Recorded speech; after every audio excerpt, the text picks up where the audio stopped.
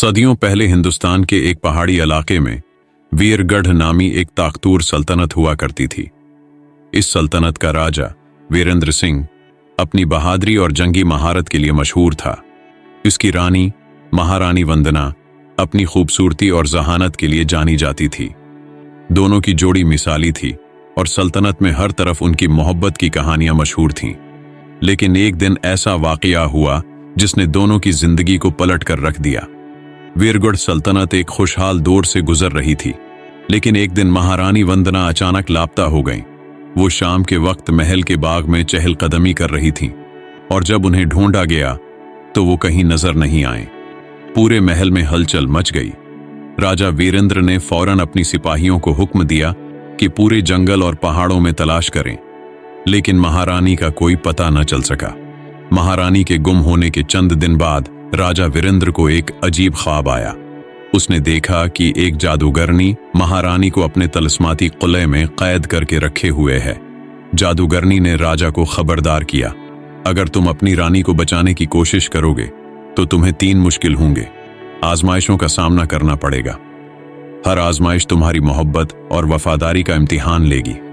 राजा ने आंख खोलते ही फैसला किया कि वो अपनी रानी को जरूर वापस लाएगा, चाहे कुछ भी हो। जादूगरनी ने ख्वाब में जो जगह बताई थी वो भूतों की वादी के करीब थी। ये जगह खौफनाक कहानियों की वजह से मशहूर थी।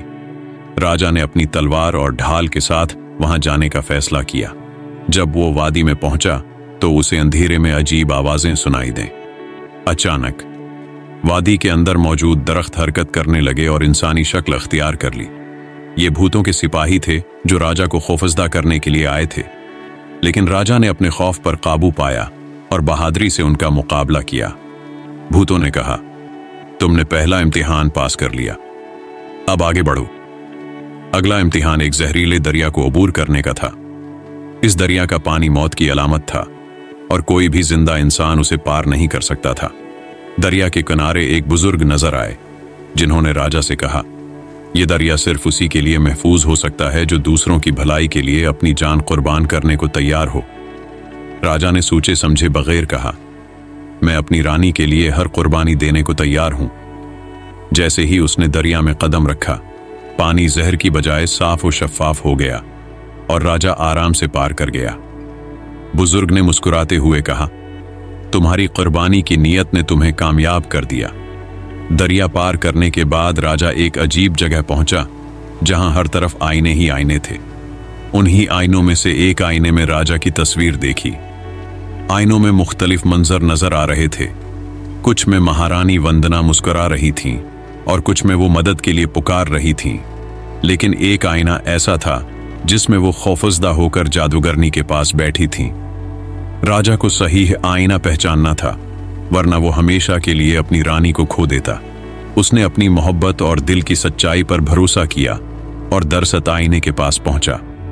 आईने के अंदर जादूगरनी नमूदार हुई और कहा, तुमने मेरे तमाम इम्तिहान पास कर लिए हैं, अब देखते हैं कि तुम मुझे शिकस्त दे सकते हो या नहीं। जादूगरनी ने राजा पर हमला कर दिया। वो अपने जादू से राजा को कमजोर करने की कोशिश कर रही थी, लेकिन राजा ने अपनी तलवार से उसे शिकस्त दे दी। जादूगरनी के खत्म होते ही महारानी वंदना कैद से आजाद हो गईं। राजा और महारानी महल वापस आए, जहां अवाम ने उनका जबरदस्त इस्तकबाल किया। राजा की बहादुरी और मोहब्बत ने यह साबित कर दिया कि सच्ची मोहब्बत हर रुकावट को अबूर कर सकती है। वीरगढ़ सल्तनत में एक बार फिर खुशहाली और अमन का दौर शुरू हो गया। राजा और महारानी की कहानी नस्ल दर नस्ल मोहब्बत और कुर्बानी की अलामत के तौर पर सुनाई जाने लगी।